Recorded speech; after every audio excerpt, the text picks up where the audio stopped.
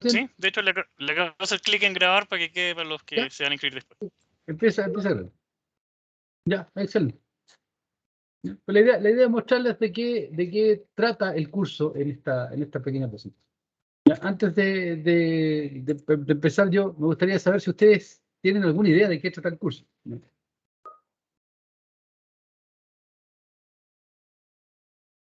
¿Tienen alguna idea de qué trata el curso? Yo por lo menos no. Me imagino que tiene que ver con análisis de señales, algo así. No sé. ¿A qué te refieres? ¿Quién fue el que habló ahí? Yo, Max. Max. ¿A qué te refieres con análisis de señales? Porque eso es bien amplio. Sí, por eso. No sé bien cómo en específico. A ver, ¿tú eres electrónico, eléctrico, Eléctrica. de eléctrica? Ah, tú no tienes procesamiento de señales. ¿El curso de No. procesamiento? No. Ya, es que así como lo plantea, no sé para dónde va la idea de la pregunta, así como lo plantea, ese es un curso más de procesamiento de señales. ¿Ya? Este curso va más asociado a lo que en otras disciplinas se conoce como aprendizaje automático, ¿ya? Esa subrama de la inteligencia artificial. En telecomunicaciones nosotros hablamos de detección y estimación, detección en el sentido de que enviamos una señal y esa se corrompe con ruido y hay que detectarla en un detector, ¿ya? Nosotros lo vemos de un punto de vista mucho más amplio en telecomunicaciones como carrera TIC, y hablamos de que cuando nosotros hacemos censado de información, es la fuente, en este caso, la variable que yo quiero censar me está tratando de enviar un mensaje, y yo uso técnicas de comunicaciones para hacer el sensing, porque hay ruido asociado, ¿ya? Y lo que en estadística se llama también, son teorías de hipótesis y teoría de filtrado.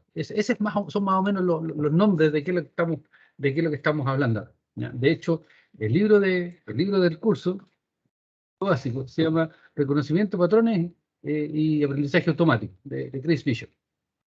Sí, a eso apunta el curso, ¿ya? Nosotros hablamos acá en el eléctrico más de teoría de detección y estimación, porque los amigos en informática se nos ponen medio chúcaros, ¿cierto? Cuando usamos aprendizaje automático, machine learning, no les gusta mucho que hablemos en esos términos, ¿ya?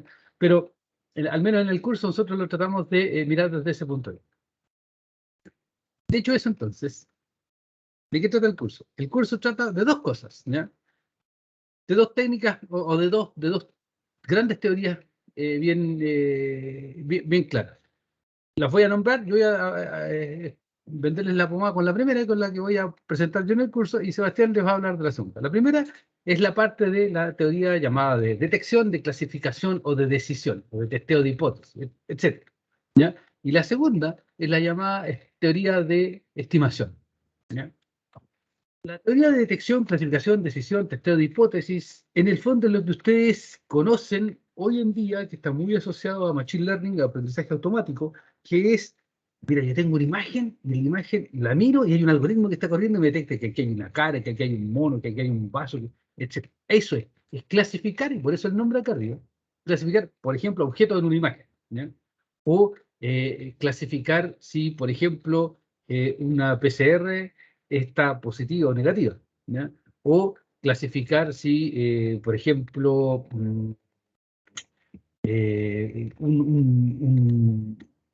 un bit que se transmitió, realmente, o sea, lo que se me transmitió fue un 1 o un 0, etc. A eso se refiere la teoría de detección o clasificación, que en el fondo es, yo tengo un número, como dice acá, m, ¿ya? Que es un número finito y entero, de opciones estadísticas, de las cuales yo tengo que generarlo, con lo que está acá es una regla de decisión donde yo observo un dato y a partir de ese dato tengo que determinar a cuál de las M clases pertenece, ¿ya? A la M clase, M hipótesis, M opciones. Volviendo al ejemplo de la PCR, las dos opciones ahí, si es positivo o negativo, etc. Eso es la teoría de detección, ¿ya? Y para esto hay un framework a trabajar, y ese framework básicamente son dos opciones. Uno, donde nosotros hacemos esto con base estadística, y otro donde hacemos esto sin base estadística. Los dos son súper útiles, son muy buenos. Uno se puede considerar como una parte particular de la otra, ¿ya? Y el enfoque del curso en esta parte es aprender técnicas, ¿ya? Y algoritmos para detectar, clasificar, decidir, como queramos llamarlo. Aprender reglas para evaluar qué tan bueno, qué tan malo son esos algoritmos. Y también aprender formas de cómo diseñar esto aplicado a ejemplos bien particulares que nosotros vamos a trabajar, ¿ya? Esa es un poco la idea en la parte de la teoría de detección, clasificación y decisión. Preguntas sobre si se entiende para dónde va la micro.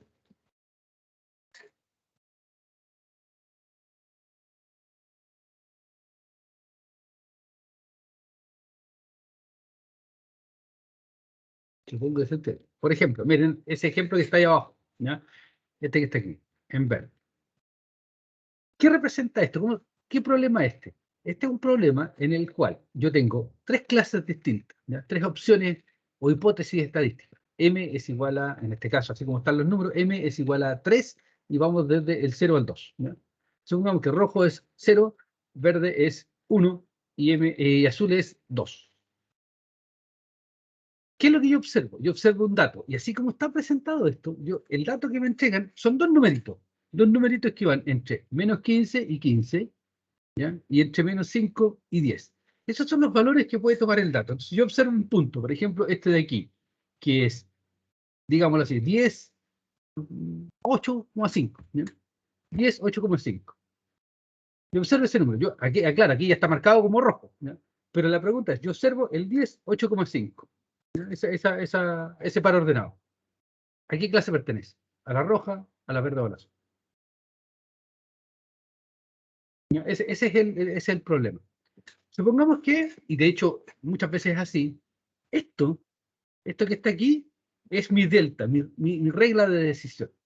O sea, yo pongo puntos en el plano y yo tengo que decir, miren, ¿saben qué? En esta zona, lo que caiga, cualquier punto que caiga en esta zona, yo lo voy a decir que es rojo. Cualquier punto que caiga sobre esta otra zona es verde y cualquier punto que caiga sobre esta otra zona es azul. Y por ejemplo, yo puedo generar una regla de decisión que sea eso, que sea así, ¿ya? Por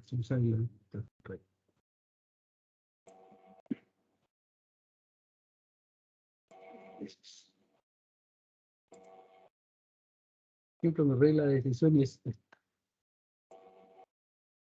Y supongamos que esto es una línea recta, ¿ya? Ahí, este va a ser un punto más evidente. Después de un rato después de un rato de entrenar estas cosas, yo llegué a esta regla de decisión. Son tres líneas rectas, aunque esté mal dibujada. Esa de ahí y esa de ahí. ¿Qué es lo que hacen esas tres líneas rectas? Me determinan las regiones de decisión. Y el delta va a ser, cuando tengo lo que se llama un detector o clasificador o regla de decisión lineal, yo genero líneas rectas, hiperplanos se llaman esto, en los que genero estas tres líneas rectas y digo ya, cualquier cosa que caiga en esta zona, la clasifico como rojo. Cualquiera que caiga en esta zona es verde y cualquiera que caiga en esta zona es azul. Usted me dice, oiga, pero se equivocó, pues mira, aquí hay unos puntitos verdes, aquí hay otros rojos. Ni un problema, aquí hay unos azules. Ni un problema. Ustedes podrán ver que este problema que está aquí, resolverlo en base a lo que se llama un detector o clasificador lineal es peludo porque hay muchas cosas dando vuelta, ¿cierto? Entonces, tomar la decisión de hacer un clasificador lineal, o sea, una cosa muy simple, con una línea recta que me resuelve ese problema, es complicado. Alguien me podrá decir, ¿sabe qué? Usted está tonteando nomás, debería ser un detector que sea directamente.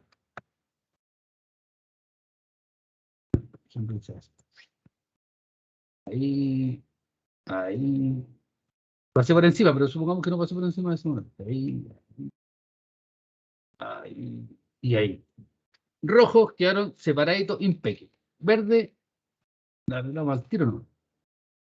Paso por ahí, me voy por acá, me doy una vuelta, voy a rebuscar por ahí, ahí, estamos.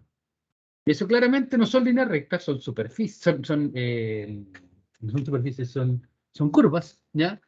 Claramente no lineales, y que me permiten resolver el problema con una detección perfecta. Insisto, ese punto de ahí no lo pinté bien, no, pero está bien clasificado, está para el lado azul. Esto tiene complejidades asociadas a cómo diablo escribo una formulita, así que se puede, para la curva, pero además tiene otro problema asociado, que yo esto lo genero en base al conjunto de entrenamientos que tengo. Que en el fondo ese es, ¿ya? Esos puntos que están ahí, que están etiquetados con cada una de las clases y que son todos los ejemplos que tengo yo para entrenar. Ese conjunto de entrenamiento que está ahí es el que yo utilicé para clasificar. Si yo tengo otro, por ejemplo, si me dan un punto más para este centro de entrenamiento y resulta ser un punto aquí, que más encima es verde, mi curva se va al carajo y tengo que volver a cambiarla. Si me dan otro punto más para entrenarlo, ¿ya? Y resulta ser un punto rojo y está acá, entonces la complejidad se empieza a hacer mucho mayor y da la sensación de que ahí estoy cayendo en lo que se llama eh, sobreaprendizaje, y que es que me estoy ajustando mucho o demasiado a el set de datos particular que tengo para aprender, ¿ya? Para hacer aprendizaje automático, versus resolver un problema que no sea tan justo en mi set de aprendizaje, pero yo le presente nuevos ejemplos y sea capaz de clasificarlos bien la gran parte de la web. Entonces, todo ese tipo de cosas, lo que es el conjunto de entrenamiento, los tipos de clasificadores, lineal o no lineal, que sean estadísticos, que no sean estadísticos, todos esos son los tipos de cosas que vamos a ver en el curso, ¿ya? El curso, y eso es lo que vamos a ver en esta parte. No sé si tienen alguna duda con eso o si les aclaró un poco la película lo que estaba diciendo.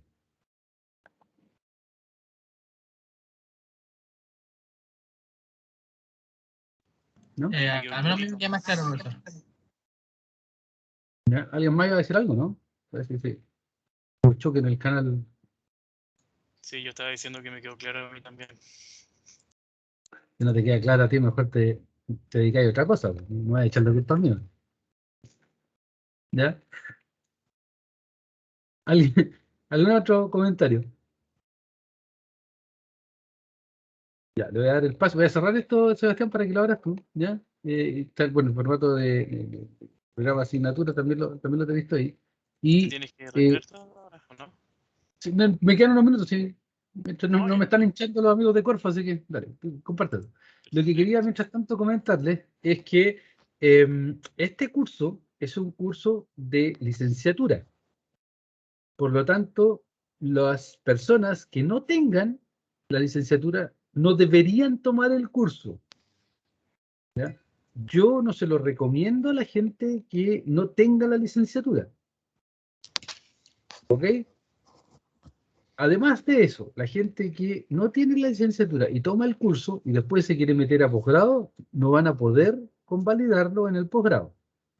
Porque esto es un curso de posgrado que se ofrece al pregrado. Por eso es que le aprovecho de decir al tiro ese cuento. Yo sé que hay gente que lo ha tomado antes, ¿ya? Siempre pasa que más de uno lo toman. Bueno, tómenlo como un consejo, es problema de ustedes la decisión que tomen, pero este es un curso de posgrado ofrecido al pregrado. ¿Ya? Eso por mi lado por ahora. Voy a seguir aquí un rato más. Gracias, Jorge. Es cierto lo que dice, en ese sentido, pero espero que no los asuste también, ¿ah? A pesar de que es un curso de posgrado y se ofrece pregrado, espero que eso tampoco los espante a tomarlo, ¿okay? El nivel del curso nosotros obviamente lo mantenemos acorde a nuestra audiencia. Si por ejemplo lo toman puro alumno de doctorado, evidentemente el curso lo dictamos bajo esa temática, digamos, pero si son puros alumnos de pregrado también, obviamente los ejemplos los aterrizamos, así que en ese sentido somos bien condescendientes con Jorge, por favor no se espanten tanto. ¿Ya?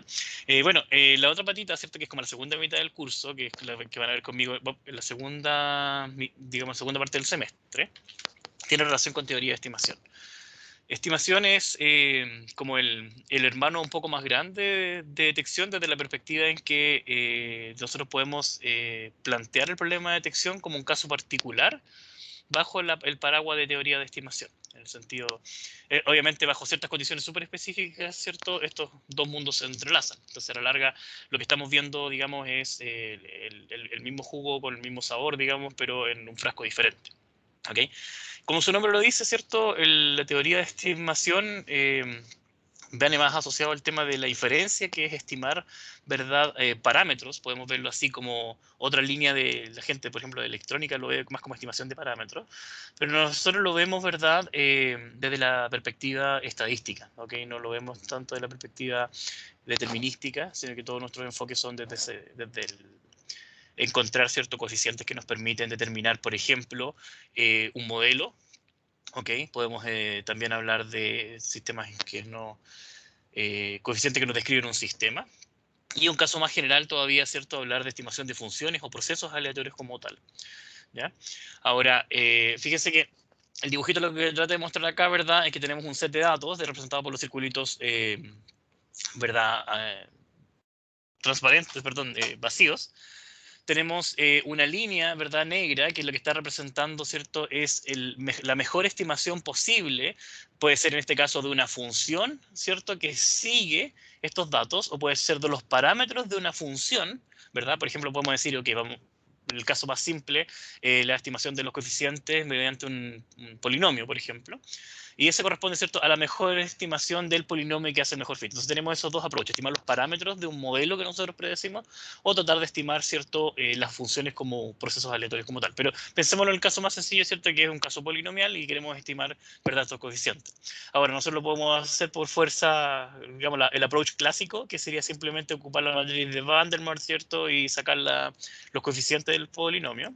O lo podemos hacer con un approach un poquito más sofisticado, que es el que nosotros vemos acá, en el cual nos permite determinar en la otra línea, que son las líneas rojas, que es el intervalo de confianza. El intervalo de confianza nos dice, ¿cierto?, qué tan preciso estoy yo dentro de incluir, digamos, esos datos dentro del modelo como tal. Pensemos, por ejemplo, que si tengo un 95% de intervalo de confianza, quiere decir de que estoy ponderando, ¿cierto?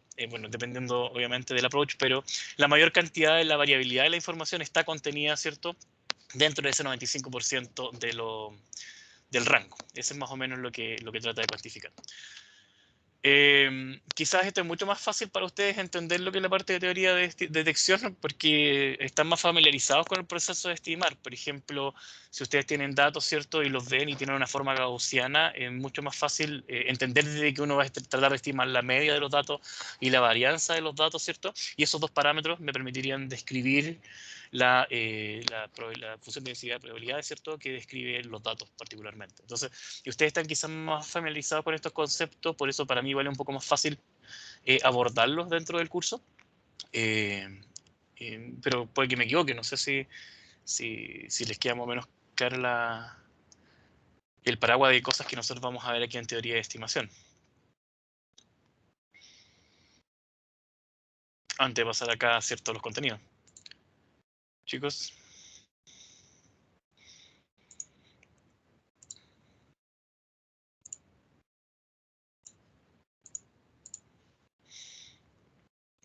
Les puedo mostrar ahí a modo de ejemplo rápido. En este caso, no, déjeme, no estoy compartiendo, me equivoqué. Acá tengo algo parecido a lo que les estaba diciendo, ¿ok? Fíjense que tengo un montón de datos, en el cual son, digamos, el histograma que estoy dibujando en azul, y tengo un modelo que hace un fit, digamos, estoy aproximando este modelo.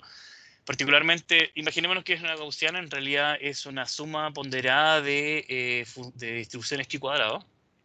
¿Ok? ¿Cómo llego a ese modelo? Eso depende obviamente del análisis específico de los datos que estoy haciendo.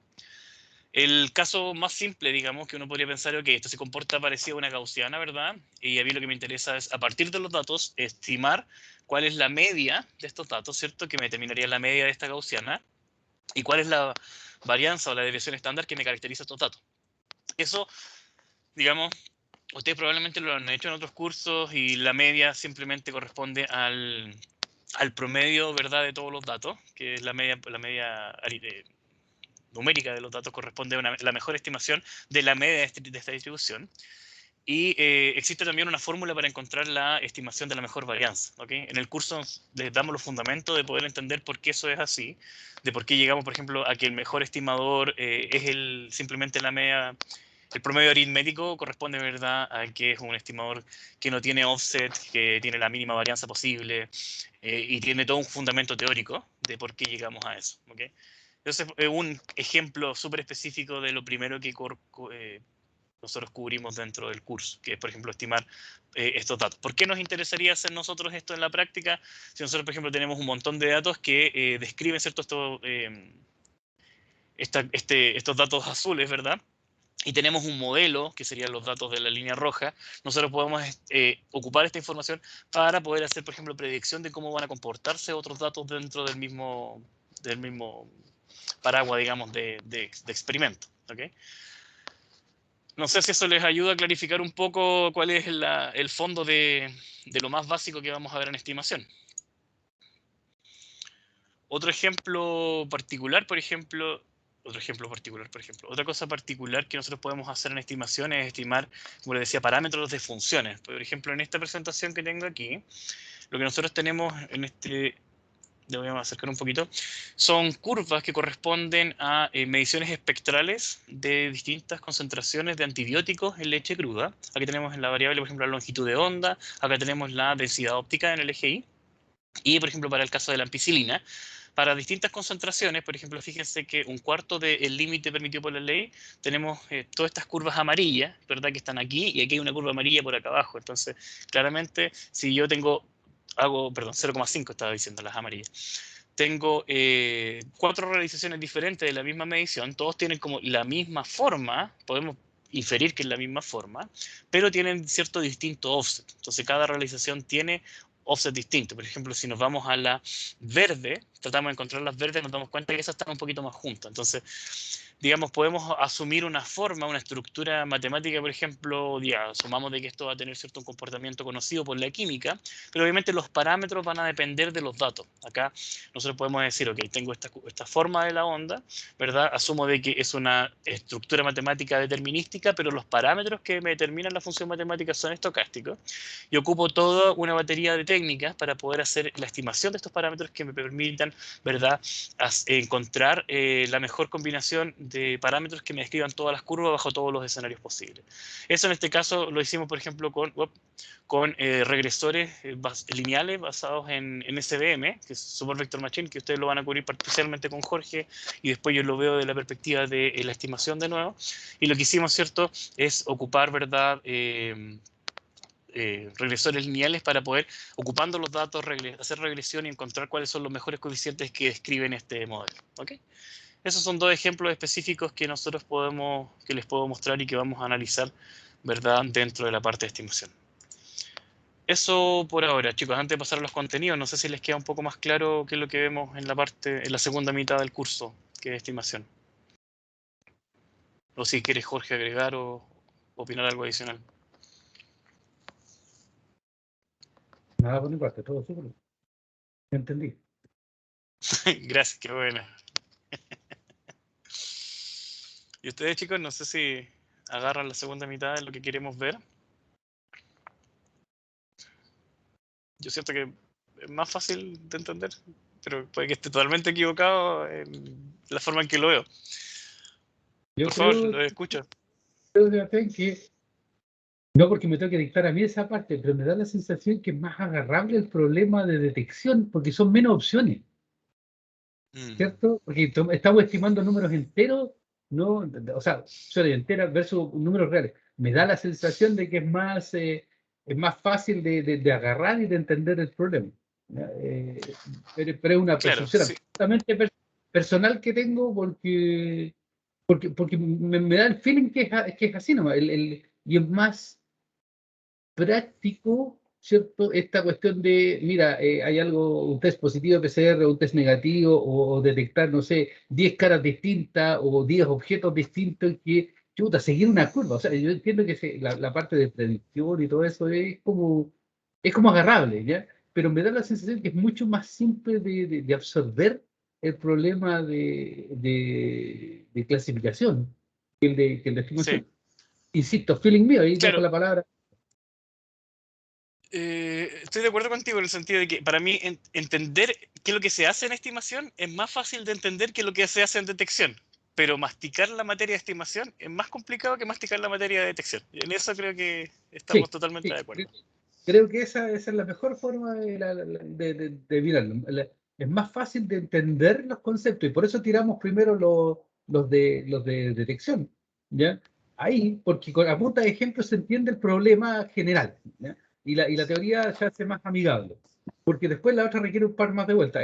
Nuestro amigo Vincent Pur hace la cuestión al revés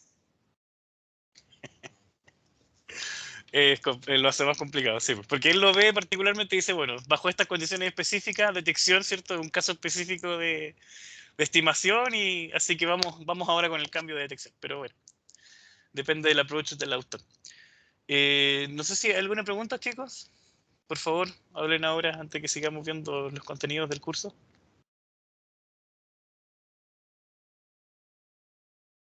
¿No? ¿Nada? ¿Nadie? No puede ser que explique todo tan bien que nadie tenga una pregunta.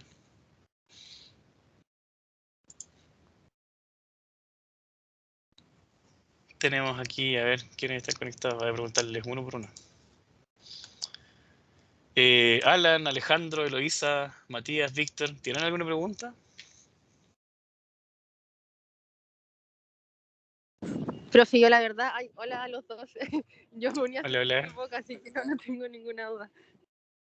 Ya, vale, gracias por responder. ¿Los demás?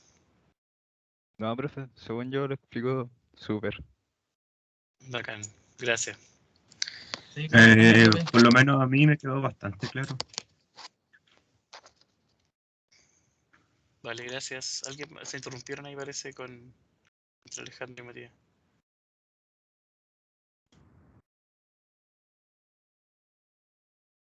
¿No? Bueno. Gracias, chicos. A modo de resumen, nosotros vamos a, digamos, como dijo Jorge, en estimación tenemos demasiadas formas de abordar el problema. Yo lo acoto a, digamos, 2 o 3 casos particulares. Cuando tenemos regresión lineal, regresión no lineal, pero por ejemplo no lineal en los parámetros, no lineal en el modelo y no lineal en todo sentido. Y les trato de explicar cómo abordarlo, cuáles son las baterías de problemas ahí, ¿cierto? En las estimaciones, cómo abordarlo de forma estocástica o de forma, ¿cierto?, más determinística. Y ese es como el approach. Pero bueno, como buen curso, nunca uno cubre todos los contenidos necesarios, pero sí los suficientes para que ustedes estén preparados para enfrentar este tipo de problemas.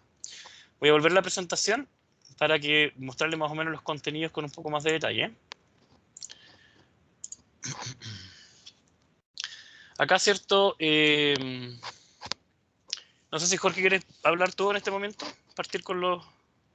Porque digamos, me atrevería a decir que 2,5 capítulos son de cada uno. Del tiempo ahora, así que los dejo. Ah, ya, vale, no hay problema. Ya, vale. Vaya nomás. Nos vemos, Jorge, cuídate. Bueno, podría decirles en forma como aproximada que 2,5 capítulos más o menos son de cada uno. Se dan cuenta que los contenidos que vamos a tener, ¿cierto? Introducción a teoría de detección y después detección determinística vía regresión y detección estadística vía regresión. Ahora, no, Jorge lo separó completamente, ya, perdón. Me retracto. Estos son los 5 módulos o 5 contenidos grandes que van a ver con Jorge, que obviamente son la introducción, ¿cierto? El approach más sencillo de detección determinística, que es regresión lineal, que después yo lo reviso nuevamente, pero desde la perspectiva de estimación. ¿Ok? Fíjense que tenemos determinística, estadística, y después estadística no lineal. Ahí aparece, por ejemplo, los support vector machine, ¿cierto? Que es práctico teoría de kernel que nosotros vamos a ocupar también en detección, perdón, en estimación. Y después él lo cubre finalmente con esta detección estadística no lineal. Ahí, por ejemplo, está la mezcla gaussiana. La curva que yo le mostré en realidad era eso, una mezcla gaussiana. Máxima verosimilitud, ¿cierto? Y maximización de la expectation, que es la esperanza de las variables aleatorias. Eso es lo que cubren con Jorge. En mi mitad del curso, ¿cierto? Partimos con una introducción. Fíjense que el link directo es regresión lineal. ¿Ok? Corresponde, ¿verdad? Yo les conecto el mismo problema. Aquí el Jorge lo vio desde la perspectiva de detección. Yo lo veo desde la perspectiva de estimación, que, como ya les adelanté, ¿cierto? Corresponde a encontrar valores de parámetros que sean, digamos, óptimos bajo alguna métrica.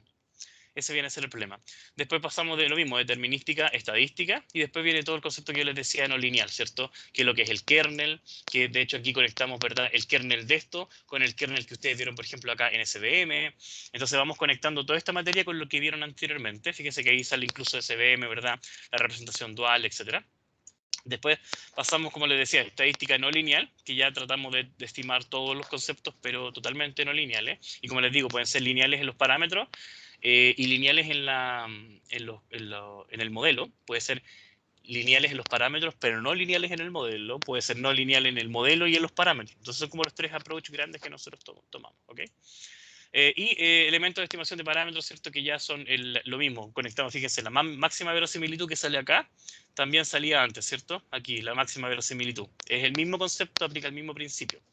En pocas palabras, la razón de verosimilitud es simplemente una relación que existe entre las PDF, ¿cierto? De dos eventos probables. Por ejemplo, algo súper sencillo, se los adelanto que les va a servir para los dos cursos. Para los dos, digamos, módulos, sí, digámoslo así.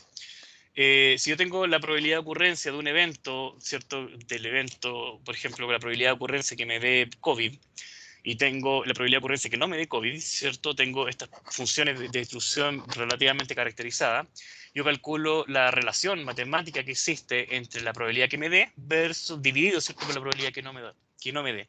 Eso tiene obviamente una justificación matemática de por qué se hace, por qué se llega a eso, y eso me permite a mí hacer un constructo matemático que me permita determinar, por ejemplo, cuál sería la probabilidad que me dé COVID versus a que no me dé. ¿Okay? Y esa división, digamos, se lo estoy explicando así burdamente, de funciones de probabilidad me permite a mí determinar, ¿cierto? O definir, mejor dicho, esta razón de verosimilitud. Y existen técnicas específicas de decir por qué, ¿verdad? Yo la necesito maximizar, y eso es lo que cubrimos tanto en detección como estimación. Y si yo la maximizo, ¿cierto? Puedo encontrar un detector óptimo o puedo encontrar un estimador óptimo. Entonces, por eso les digo que van tomados de la mano. Y finalmente, ¿cierto? El elemento de estimación de señales, vemos filtros específicos que nos permiten ya, fíjense que casi todos estos conceptos están enfocados a encontrar parámetros de funciones, y finalmente acá ya el último capítulo lo enfocamos en la estimación específica de señales. ¿Vale? Esos son los grandes contenidos. Y fíjense que son dos grandes módulos. Si ustedes tienen la oportunidad de revisar Canvas o si lo revisan ahora, se van a dar cuenta que están ahí. ¿Alguna pregunta, chicos? Antes de pasar a lo último, que habla solamente de la evaluación.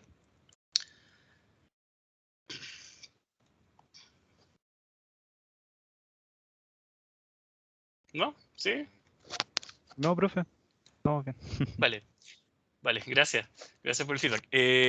Lo que les quería comentar, ¿cierto? Es que en el syllabus ustedes lo van a poder revisar. Las clases van a ser asincrónicas.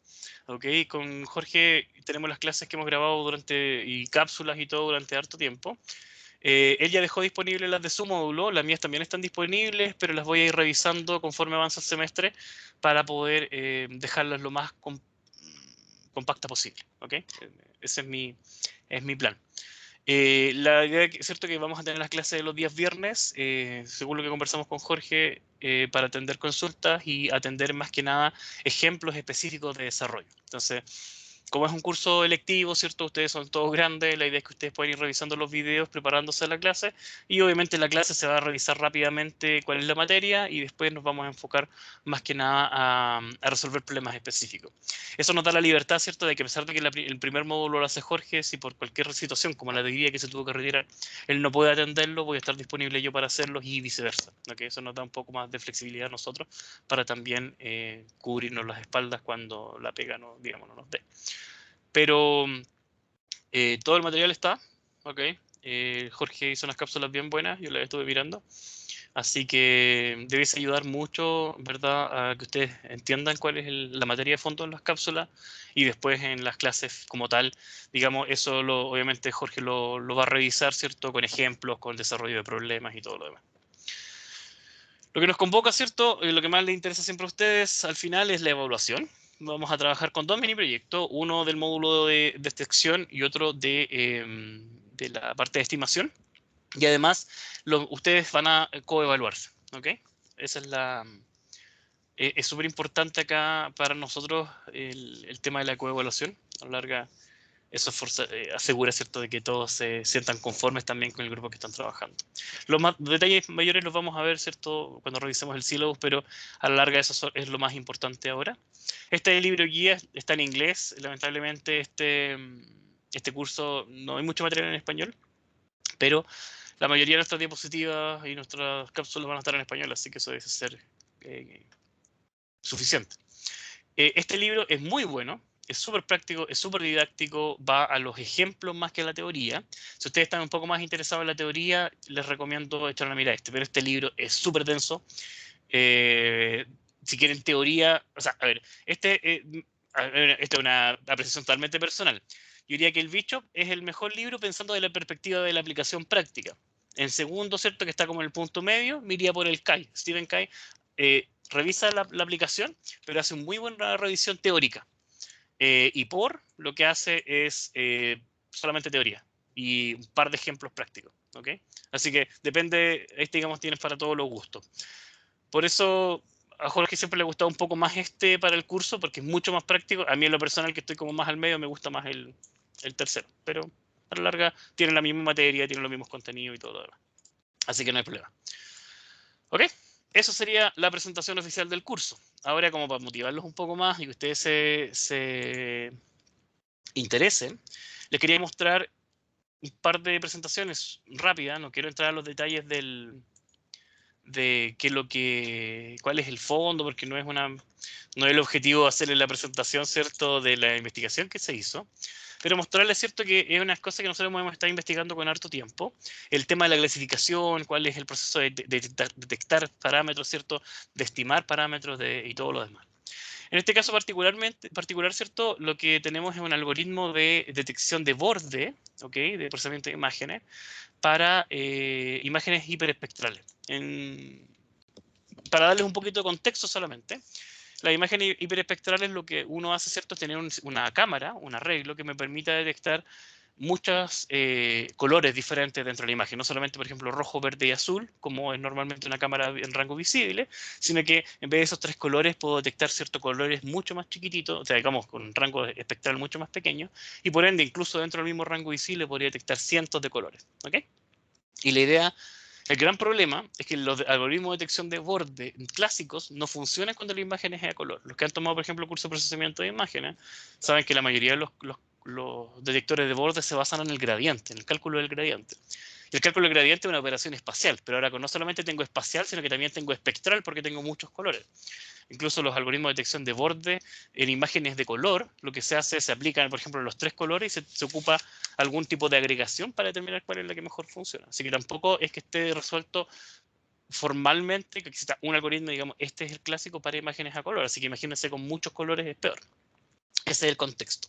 Entonces esa es la idea, por ejemplo, ¿por qué se ocupa esto? Porque si yo, por ejemplo, puedo analizar, ¿verdad?, una zona, tengo la zona atmosférica, ¿cierto? Puedo mirar todos los colores y eso me permite obtener curvas características, por ejemplo, para el suelo, para la atmósfera, para el agua, que me permite, ¿cierto?, para distintas longitudes de onda saber cuál es la respuesta que debiese tener. Entonces se ocupa los satélites y digamos, se ocupa también en distintas aplicaciones. Entonces, como les digo, el problema es que no existe esto para múltiples colores y el problema mayor, digamos, es que para un mismo color, o sea, para una sola banda, tenemos bordes que tienen la misma iluminación. Entonces, a diferencia de una imagen en escala de grises, ¿cierto?, donde el gradiente me permite calcular, ¿verdad?, cambios, cuando son iluminadas, no existe ese cambio. Acá hay un ejemplo, ¿cierto? Acá tenemos 2 rocas, si se dan cuenta, se logra visualizar en esta banda que hay una roca aquí y otra roca diferente. Acá hay una roca, y aquí hay una y otra. Aquí hay 2 rocas diferentes, una es granito y otra es limestone. Entonces, se parecen mucho. Por ejemplo, en esta banda son muy parecidos los tonos. Hay cierto granito, limestone, y acá está aquí hay un borde que no podemos ver. Aquí, cierto, hay otra configuración. Y aquí está el granito y limestone, y ahí está el borde que no podemos ver. Y esos son los bordes, cierto, que para esta banda no se pueden separar.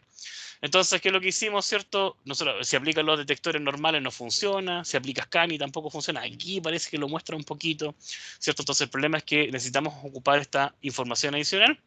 Y lo que se propuso en un momento, ¿cierto?, es ocupar gradientes multidimensionales.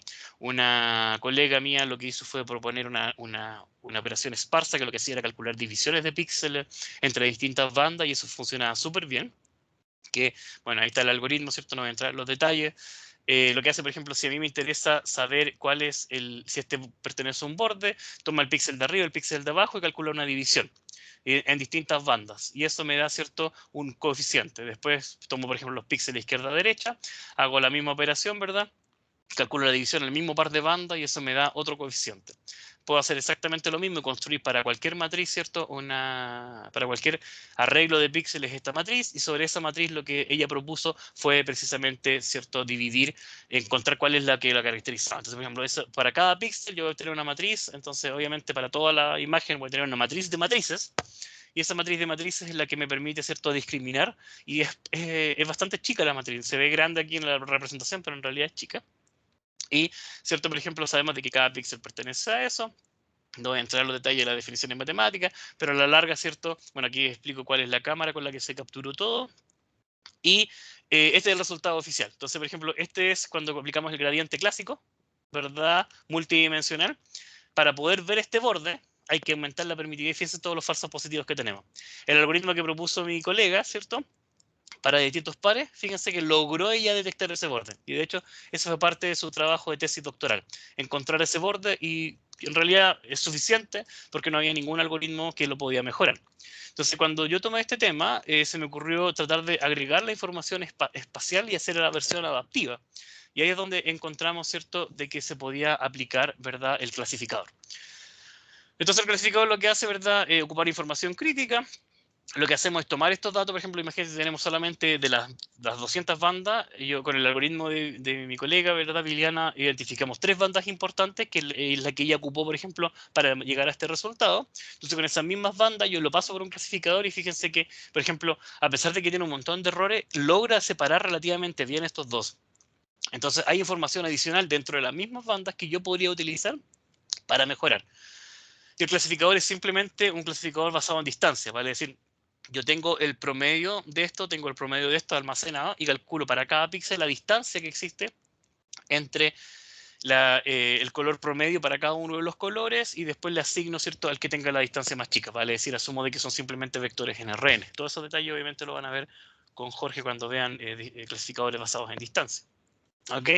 Entonces, solamente no podemos basarnos en clasificación, tenemos que juntar los dos, y eso es lo que se propuso. Aquí está la estructura, ¿verdad? Que lo que hace es, ok, estoy con la duda de este píxel, clasifico los de acá, clasifico los de acá, y no importa cuánto es bueno cuando tenga malo, pero mientras haya un cierto número de píxeles en una parte que está en desacuerdo con los otros, entonces lo clasifico como un buen candidato a borde. Si, por ejemplo, muchos de los píxeles, o la mayoría de los píxeles me dice todo esto pertenece a una clase, fíjese que igual pondero los posibles desconocidos, entonces es suficiente para decir, este no es un buen candidato a borde, este sí es un buen candidato a borde. Entonces, lo único que estoy haciendo acá es agregar conocimiento espacial que ya existía, ¿verdad? Pero lo estoy procesando de una forma diferente. ¿Cuál es el objetivo? Fíjense, por ejemplo, cuando esta era la imagen original, este es el algoritmo de Liliana, y gracias a que yo estoy subsegmentando esto mediante clasificación, logro, por ejemplo, identificar entre estos dos materiales, ¿verdad?, muy bien el borde. Ahora, por ejemplo, tengo granito y filita, ¿cierto? El borde debiese ser identificado esto, el de Liliana identificado todo con falsos positivos. El mío lo logró identificar súper bien, y el más difícil, ¿cierto?, mi algoritmo lo logró identificar completamente bien. Tiene aquí unos falsos positivos, pero lamentablemente es normal. Entonces, cuando nosotros lo combinamos, fíjense que logra limpiar todos los problemas que tenía este. Entonces, el de Liliana es mejor, pero este lo logró mejorar, solamente agregando esta información de clasificación. Entonces, se dan cuenta que es algo que se logra bastante bien. Bueno, aquí con otros datos, ¿cierto? Estos son imágenes satelitales, y logra, por ejemplo, hacer algo diferente, en el sentido, fíjese que Liliana logra detectar este borde, que es un cambio de intensidad, porque ese es el techo de un edificio, ¿okay? Entonces, el cambio de ángulo hace un cambio de intensidad, no se nota mucho en esta imagen, pero el de Liliana lo detecta, porque es un cambio de intensidad, pero no de color. Pero este, como está basado solamente en clasificación, no logra identificar ese, porque es un clasificador es solamente basado en cambio de color, no en cambio de intensidad. Entonces, tiene sus ventajas y sus desventajas. Y bueno, esa es una de las tantas aplicaciones que uno podría tener, ¿ok? Se dan cuenta que es un tema totalmente aparte, pero el poder ocupar la información adicional que existe del clasificador permitió mejorar mucho. Y otra cosa que les voy a mostrar, y con esto ya termino y los dejo libres, o puedo atender cualquier duda que tengan, es ocupar detección para hacer detectar anomalías de piel, que particularmente lo que yo he dedicado más mi investigación este último tiempo. Que le llamo detección de anomalías, pero en realidad es una mezcla de ambas cosas. No voy a ir tanto detalle como el anterior. Voy a saltarme hasta esa parte. espero que estén familiarizados con datos infrarrojos, pero infrarrojo a la larga lo único que hace es detectar, ¿verdad?, cambios de temperatura, ¿ok? Variación de temperatura en la piel, y eso es lo que ocupamos en esta investigación. Entonces, cuando yo tengo un tumor en la piel, ¿cierto? Esta genera vascularización y eso obviamente genera un arreglo de vena y ese arreglo de vena hace que la temperatura, la respuesta térmica cambie. Y de hecho, gente lo observó, por ejemplo, en Johns Hopkins observaron que se medía la temperatura en tejido normal y una lesión maligna, esta tenía una respuesta térmica diferente. Esto fue corroborado, ¿cierto? Cuando era benigno no tenían esa diferencia, cuando era maligno sí, y lo probaron, ¿cierto?, en distintos pacientes. Gente en Alemania hizo lo mismo con otro tipo de lesiones y observaron datos similares. Fíjense que las respuestas térmicas son diferentes, pero nadie lo cuantificó. Lo que nosotros hicimos, ok, tratemos de replicar esto, y nos dimos cuenta que no había una metodología clara, ¿verdad? Bueno, esta es la metodología que se ocupa que ocupamos nosotros. Pero, por ejemplo, si yo analizo la lesión, este es un cáncer benigno, ok, grafico la respuesta térmica, obtengo eso. Si grafico la referencia, ¿cierto?, al lado, me doy cuenta que es casi igual. Entonces podría decir, esta persona es benigna, pero ¿qué pasa si yo me pongo quisquilloso y elijo acá afuera? Claramente me va a dar distinto y medio lejos. Y me da entonces maligna. Entonces, ¿cuál es la conclusión? El mismo paciente me da dos posibilidades. Entonces, lo que hicimos nosotros fue proponer una metodología que permitiera cuantificar esto y estandarizar, ¿cierto?, cuál es el proceso de adquisición. ¿Ya? La primera forma, ¿cierto? Lo primero acá es solamente elegir los píxeles de forma inteligente, ¿cierto? ¿Cuáles son los que se van a considerar? Esto lo publicamos y tuvo bastante buena recepción. Y después fíjense que lo que tuvimos que hacer es, para poder determinar cuál es el mejor approach, cuáles son las mejores temperaturas, es modelar cada uno de los píxeles. Aquí, por ejemplo, estoy mostrando la curva de un píxel de una esquina y el píxel de otro. Los datos, ¿verdad?, corresponden a la señal azul y el modelo, en este caso, la señal segmentada. Y eso lo modelé en realidad, con una sumatoria de exponenciales. Entonces fíjense que es una combinación lineal de funciones, pero acá aparece, por ejemplo, un coeficiente de offset, que es el que me determina qué tan arriba está. Aparece ¿verdad?, un coeficiente de amplificación a las exponenciales, y acá aparece un coeficiente de tasa de cambio. Entonces, claramente, este modelo es un modelo no lineal, porque aparece, ¿cierto?, una exponencial de un coeficiente multiplicado por otro coeficiente. Entonces, no es lineal en los coeficientes, pero la función en sí es lineal. Entonces, hay una de las tantas metodologías que nosotros vamos a ver, se puede abordar este tipo de problema. Entonces, acá hay un problema directo de estimación. ¿Ok? El modelo de dónde se me ocurrió esta cuestión, digamos, puede venir de dos lados, digamos que uno dice, ok, esto parece una exponencial con un offset, entonces trivial, pero lo que hice yo en realidad fue resolver la ecuación del calor en este modelo tridimensional y llegué a cuando se evalúa, ¿cierto?, justo en el borde para un píxel específico, se llega a un modelo parecido. Entonces tiene, digamos, una justificación formal de este modelo. El tema es, estos parámetros evidentemente los tengo que estimar. Se imaginarán, ¿cierto?, que paciente a paciente, píxel a píxel y todo, no es una estimación determinística la que se hace, sino que tiene que ser una estimación estadística. Entonces, ¿qué es lo que asumía yo? Asumí que el modelo matemático es determinístico, pero cada realización, ¿cierto? Cada uno de estos píxeles corresponde a una realización de estos coeficientes estadísticos, ¿ok? Que es una forma de tomarlo. La otra forma habría sido que esto es simplemente un proceso aleatorio, ¿ok? Y no tengo forma de abordarlo con una ecuación matemática. Obviamente, cada uno tiene sus ventajas y sus desventajas, que vamos a ver en el curso. Acá yo decidí tomar esta forma porque era lo que me parecía más sensato en ese momento. Y obviamente cuando evalúo en cero tengo solamente estos coeficientes. Entonces el problema de estimación radica, ¿cierto?, aquí, y después esos coeficientes los puedo utilizar para elegir, ¿cierto?, lo que les mostraba acá. La idea era poder elegir solamente píxeles que tuvieran una respuesta acorde.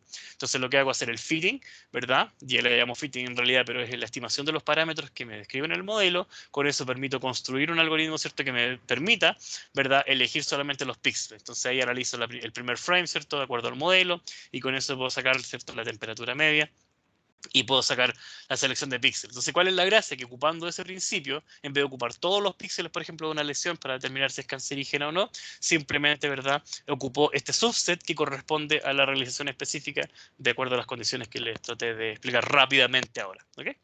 Eso me permite hacer una muy buena detección, ¿verdad? Y de hecho, eso es un artículo que publicamos, creo que en 2015, en el cual por fin se logró establecer un protocolo de adquisición que garantice de que si tú sigues esta metodología, ¿cierto? Con el modelo de estimación y todo lo demás, puedes ocupar algún algoritmo mucho más simple de clasificación para después determinar si la persona tiene lesión cancerígena o no.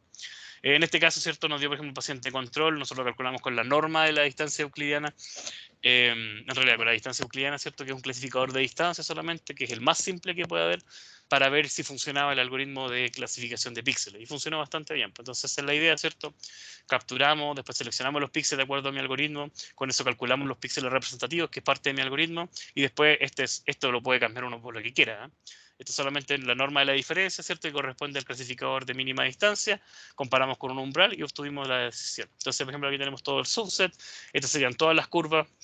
Y nosotros pudimos clasificarlo con un muy buen resultado. De hecho, clasificamos las lesiones benignas y malignas con sobre el 95% de certeza.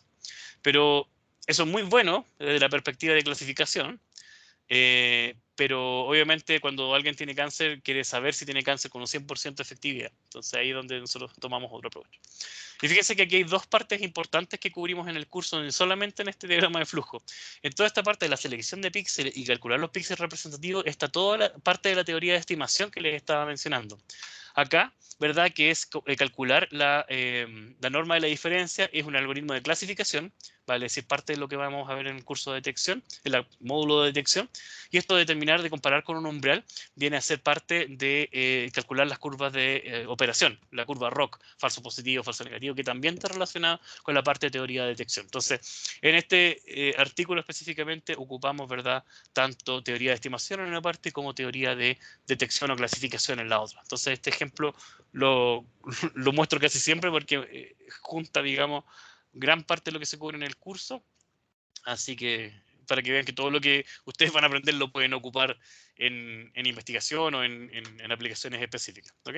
Bueno, después nosotros nos tiramos, ¿cierto?, con otro approach, que esto ya no tiene tanto que ver con lo que vamos a ver en el curso, pero tratamos de ocupar teoría de detección en tiempo continuo, ¿ok? Esto nosotros no lo cubrimos en el curso, pero se los menciono para que existen, sepan, en este caso, por ejemplo, asumimos de que esto ya no son funciones determinísticas, ¿cierto?, con parámetros aleatorios, sino que son en realidad procesos aleatorios. Y eso es lo que modelamos acá, ¿verdad? Aquí viene todo el modelo de la ecuación que les comenté. Acá, ¿cierto? Estaría parte del modelo, cuál es el fitting, los parámetros, ¿cierto? Lo hicimos por fitting de mínimos cuadrados no lineal, que es algo que cubrimos en el curso. Como les digo, cada paciente es una variable aleatoria. Entonces cada proceso aleatorio va a tener su propia representación. Y ahí fíjense que viene el problema de que tengo todos estos coeficientes, estas son sus histogramas, ¿cierto? Las líneas azules. ¿Cómo los caracterizo? Entonces no se sabía, nadie sabía, nunca nadie había visto esto. Y la única forma que tuve en ese minuto fue hacer el fitting como variables aleatorias gaussianas.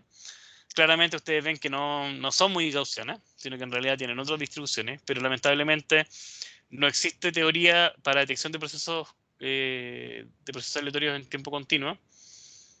No existe teoría desarrollada que llegue a una forma cerrada que no sean procesos aleatorios gaussianos. Entonces tuve que lamentablemente casarme con eso. Acá sí son un poquito más gaussianos, entonces el problema de detección pasa a ser este. Y bueno, lo que ustedes van a ver en el curso de teoría de detección, ¿cierto? La parte de teoría de detección más que estimación es el concepto de la estadística de prueba. En este caso, de acuerdo a mi modelo, yo llegué a esta estadística de prueba que me permite clasificar y comparar con un umbral. Entonces, en este caso, por ejemplo, depende de cuántas características yo use. Las rojas son los diagnosticados como malignos y los verdes como benignos. Fíjense que cuando ocupaba 10 características, todos los malignos quedaban sobre un punto y todos los benignos bajo un punto. Entonces, yo podía definir un umbral acá y achuntarle al 100% de los malignos y al 100% de los benignos. Entonces, este resultado funcionó mucho mejor que el anterior. Entonces ahí está el umbral de comparación. Entonces, esto que construyo acá, ¿cierto? Para distintas características es la estadística de prueba, que es algo que ustedes van a aprender a hacer en el curso. Esto yo lo hice para señales en tiempo continuo, ustedes lo van a aprender para señales en tiempo discreto, pero el concepto es exactamente el mismo. Entonces, bueno, después le agregué otras cosas, pero ya eso escapa, digamos, al objetivo del curso. Pero se dan cuenta de que podemos aplicar teoría de estimación, teoría de detección, clasificación en un montón y en un sinfín de problemas. Al principio se los mostré con aplicaciones un poco más de geología, ¿cierto? Y en la segunda presentación se los mostré en una aplicación directamente médica. Así que esto tiene un montón de aplicaciones en la industria o la línea que a ustedes se les pueda ocurrir. Ahora, el tema del COVID ha ayudado mucho, ¿cierto? A que usted, o la gente, digamos, está más familiarizada con el concepto de falsos positivos, falsos negativos, ¿cierto? Cosas que uno no está en el día a día, no se encuentra mucho en el día a día. Pero que en este curso, ¿cierto? Van a ser parte de nuestro desayuno y almuerzo todo el tiempo. Bueno, chicos, eso es lo que tenía preparado para mostrarles el día de hoy. Como les dijo Jorge al principio, la clase de hoy día era solamente introductoria para contarles cuáles son las reglas del juego, ¿cierto? Y motivarlos un poco a la asignatura.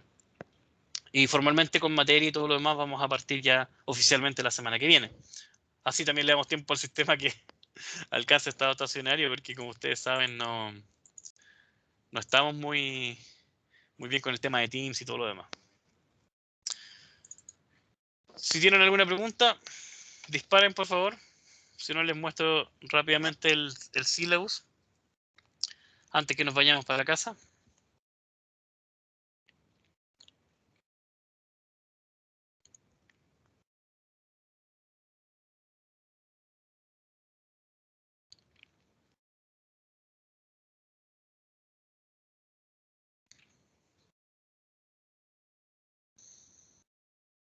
¿Nadie? Yo no, por lo menos, profe. No. Ya. ¿Les No, gustaron profe, los ninguna ejemplos que duda. les mostré o no? Gracias, Sí, Luisa. Gracias, Víctor. sí, está bastante interesante, profe. Súper, bacán. El curso no es difícil, pero es un poco denso. Así que tienen que dedicarle el tiempo suficiente. ¿Ok? Porque es denso porque la materia, como decíamos, es como difícil de masticar. Porque uno no está muy familiarizado con esto. Por lo menos yo cuando partí con esto tampoco estaba muy familiarizado. O sea, a uno le enseña, por ejemplo, a hacer fitting con polinomios, pero claro, obviamente yo parto con eso para poder explicarle, ¿cierto? Y poder construir sobre eso, pero más allá de eso de hacer estimación de esos parámetros, uno tampoco está muy familiarizado. Así que eso, les quería, aprovecho de darle la bienvenida al curso. Espero que se lo tomen, ¿cierto? Como les digo, dedicándole el tiempo suficiente, porque no es difícil, pero les va a tomar tiempo. Acá está el syllabus, ¿verdad? Los resultados de aprendizaje, ¿verdad? Ustedes los pueden revisar con calma, son 5. Fíjense que el 5 es bien interesante, como comunicar de forma oral y escrita, porque nosotros vamos a pedir en los mini proyectos, ¿cierto? Que nos cuenten cuáles son sus resultados principales. Estos contenidos ya se los mostré en la presentación, así que me los voy a saltar. La evaluación, como les digo, ¿cierto? Tenemos, ¿verdad? Nos gusta subdividir esto. Jorge lo hace como normalmente como distintas evaluaciones. Yo lo que he hecho todos los años es en una sola evaluación dividir, ¿cierto? Por ejemplo, en la parte de análisis, la parte de desarrollo y etcétera. Se lo explico. La nota final, ¿cierto? Fíjense que dice P1, 1, IA1, ID1, P1, 2, IA2, ID, etcétera. ¿Ok? Entonces, le explico qué es lo que es cada término. El IA, ¿cierto? 1 y 2, la nota en la parte de análisis. ¿Ok? La parte de análisis. O sea, nosotros tenemos un problema, ustedes van a tener que analizarlo, ¿cierto? Y analizarlo es, por ejemplo, ok, provee todos los clasificadores que se le ocurran. ¿Ya? Y compare cuál funcionaría mejor, por decir algo. De parte ID es el informe del desarrollo, que sería, por ejemplo, por darle un ejemplo, y me baso en los ejemplos de lo que hemos hecho en los años anteriores. El desarrollo sería, ok, o sea, en la parte 1 análisis, ¿cierto? Sería pruebe al menos 10 clasificadores y comente sus resultados. ¿Ok? La parte de desarrollo es, ok, de los 3 mejores clasificadores o del mejor clasificador que obtuvo, o del mejor y del peor, ¿cierto? Analice, ¿verdad? Y ahí tienes que desarrollar y resolver el problema, ¿vale? Esa es como la diferencia. Análisis es como probar a fuerza bruta y después desarrollo ya casarte con alguno y darle, digamos, de frontón a eso. ¿Vale? Y el P1, ¿cierto? Corresponde a la presentación del problema. Fíjense, la presentación del mini proyecto. Lo que hemos hecho anteriormente, lo que hacíamos, ¿cierto? Era juntarnos en la sala y presentaban. Ahora, lo que hicimos el año pasado, perdón, fue pedirles un video. ¿Ok? Así que Eso va a ser, yo creo, la forma, a menos que podamos organizarlo de forma sincrónica, pero desde mi perspectiva es más fácil que ustedes envíen un video, ¿cierto? Y esa es la presentación. Y ahí es como obviamente atacamos, ¿verdad? Esta parte del resultado de aprendizaje 5. ¿Va? Me equivoqué de lado. ¿Vale? Y fíjense que acá es exactamente lo mismo, pero entonces esta es la presentación, la parte de análisis del proyecto y la parte de desarrollo del proyecto, y lo mismo acá. Y el último 1% corresponde a, el 10%, perdón, el 10% corresponde a la evaluación de los pares que ustedes van a poder evaluarse entre ustedes mismos. ¿Ya? ¿Alguna pregunta de la forma en que vamos a subdividir esto?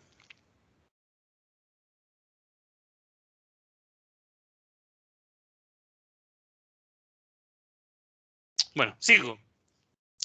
Nosotros, bueno, sí, somos muy estrictos con respecto al tema de las copias, ¿ok? Vamos a ocupar la herramienta que trae integrada Canvas para registrar originalidad de sus textos y todo lo demás, así que obviamente es importante que ustedes sean súper originales en lo que escriben y si van a copiar algo, obviamente lo citen apropiadamente, o sea, de acuerdo a la persona tanto, ¿cierto? De la siguiente cita, dijo esto. Tienen que ser súper honesto en eso porque lamentablemente pasa de que algunos estudiantes, no digo que lo vayan a hacer ustedes, pero nos ha sucedido, copian textos completos de algún paper, por ejemplo, o de un libro, y eso no corresponde. ¿Okay? Por lo menos evítenlo un poco, o si van a copiar un trozo completo porque no tienen forma, o digamos un par de líneas de forma completa porque no tienen forma de explicarlo mejor ustedes, dígalo, o sea, conforman lo que dice el texto en tal parte, esto, y obviamente después con eso ustedes pueden desarrollar un poco más la idea, pero copiar una explicación y dejarla ahí pegada sin darle más vuelta, no es el objetivo del curso, ¿okay? Porque los libros los hemos leído al revés y al derecho con el Jorge. Bueno, esto es importante, ¿cierto? Vamos a tener, ¿verdad? El problema de conexión, por más de alguno. Así que por favor, avísenos antes. Excepcional, ¿cierto? Lo vamos a hacer online, ¿verdad? Y la evaluación de recuperación corresponde, ¿verdad?, al 50% de la nota final si es que alguien la necesita dar. Desde que damos este curso juntos con Jorge, que fue desde que yo volví el 2015, creo que fue, 2016 partimos dando el curso, no recuerdo a alguien que haya ido a evaluación de recuperación. O si es que ha ido, sí, creo que una o dos personas fueron. Por eso les digo, el curso no es difícil, pero requiere harta atención de ustedes. Fíjense que aceptamos tareas atrasadas, pero se descuenta un punto completo por cada 24 horas de atraso. ¿Okay? Insistencia y evaluaciones queda justificada solamente si tenemos, ¿cierto?, la documentación, la asistencia a clase no es obligatoria, pero obviamente la recomendamos porque íbamos a hacer discusión de los temas y desarrollo de lo demás. ¿Cierto? Tratemos de ocupar los foros que vamos a dejar disponibles o en mi caso yo respondo los chats directos de Teams, pero obviamente me doy el horario de 9 a 6 de la tarde para responderlo y obviamente durante días hábiles. ¿Okay? Si me escriben un fin de semana, probablemente lo voy a responder al lunes siguiente. ¿Ok? Es importante, ¿cierto? Jorge no responde los chats de Teams, así que él solamente lo hace mediante correo electrónico. Así que para que tengan eso, ojo. ¿Ok? Y lo entiendo, porque créanme que es un despelote responder todos los mensajes de Teams. Profesionalismo, obviamente esperamos que ustedes sean profesionales, ¿cierto? Sean puntuales, entreguen trabajo de calidad y como les digo, si van a copiar un texto, cópienlo, pero obviamente el texto no basta, sino que lo que nosotros queremos es que ustedes puedan explicar las cosas con sus palabras, ¿vale? Eso para nosotros es súper importante, ¿ya? No sé qué más decirle, la planificación está acá, fíjense que salen la semana 1 y 2, las secciones del libro Bishop, ¿ya? Por aquí, ¿verdad? Fíjense que aquí la semana 8 vendría la entrega de la parte de diseño del mini proyecto. ¿Ya? A mí me pasa que cuando cubro los contenidos, fíjense que acá vendría la parte de diseño en la semana 15, pero ya se me acaba el semestre. Entonces, en la semana 12 debiesen entregar la parte de análisis, pero me falta ver hartos conceptos. Entonces, por eso, lo que normalmente he hecho estas últimas 2 iteraciones, la última semana, las 3 últimas semanas les doy el proyecto completo para que hagan la parte de análisis y la parte de desarrollo dentro de un solo documento. ¿Okay? Pero obviamente vamos a depender cómo avance este semestre, puede que lo cambiemos. Fíjense que de las 17 semanas tenemos planificadas 15, así que debiésemos andar bien con los tiempos, no debiésemos tener ningún problema y nos debiese quedar una semana libre antes de todo. ¿Ya? Eso por ahora, chicos. Aquí están todas las secciones. ¿Por qué le pusimos las secciones con Jorge y destacadas en negrita? Porque la idea es que ustedes las revisen, ¿cierto? Revisen la sección, revisen las cápsulas y cuando lleguen a clase, ¿cierto? Se va a hacer una discusión bastante entretenida de la materia. ¿Vale? Es un curso electivo de quinto, sexto año. Así que todos debiesen estar, ¿cierto? Ya peritos en ese tipo de esa forma de trabajo. ¿Alguna pregunta, chicos? Si no, nos vamos para la casa. Ya estamos en la Profe. casa, pero nos vamos a descansar. Cuénteme. Los mini proyectos van a ser como individuales, grupales, en pareja. ¿Cómo va a ser la distribución ahí? No lo pusimos aquí en el syllabus. Mira, la vez anterior le pusimos de hasta 3 personas, pero eso lo pusimos en el documento. Ya. No lo pusimos aquí.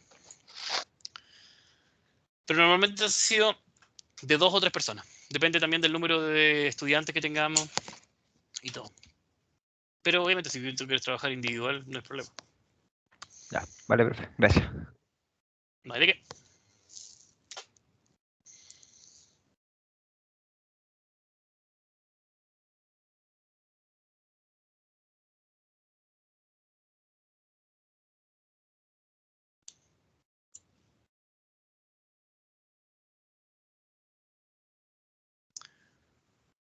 Bueno, chicos, si no tenemos preguntas, los invito a que por favor revisen el